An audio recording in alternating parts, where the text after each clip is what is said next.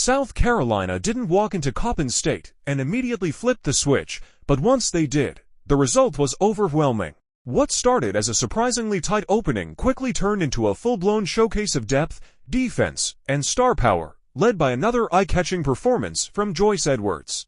For a few minutes, the Eagles had belief. Coppin State even grabbed an early 8-7 lead, and by the end of the first quarter, South Carolina's advantage was still modest.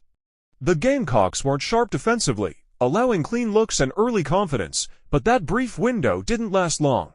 One defensive adjustment early in the second quarter sparked everything, and from there, the game tilted hard in garnet and black.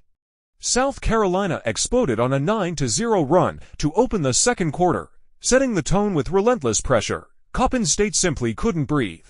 Passing lanes disappeared, dribbles turned into turnovers, and shots became rushed.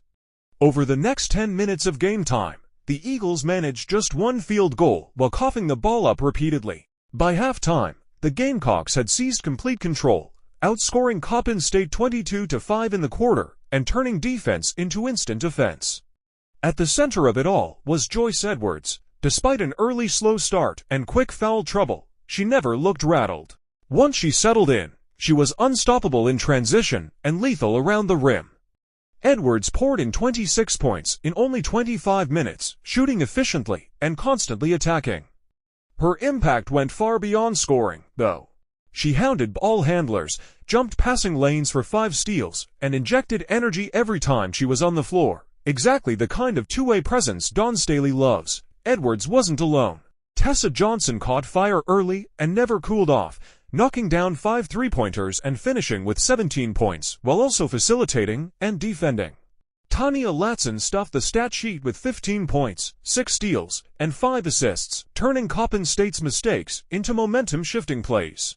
Inside, Madina Oko controlled the glass with 12 rebounds, anchoring a front court that made second chances nearly impossible. The second half became a chance to explore depth. With the lead ballooning, Staley rotated lineups and gave extended minutes to the bench.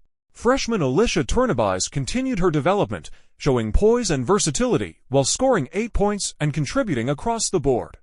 Maddie McDaniel enjoyed a homecoming moment, delivering steady minutes and playmaking in front of familiar faces.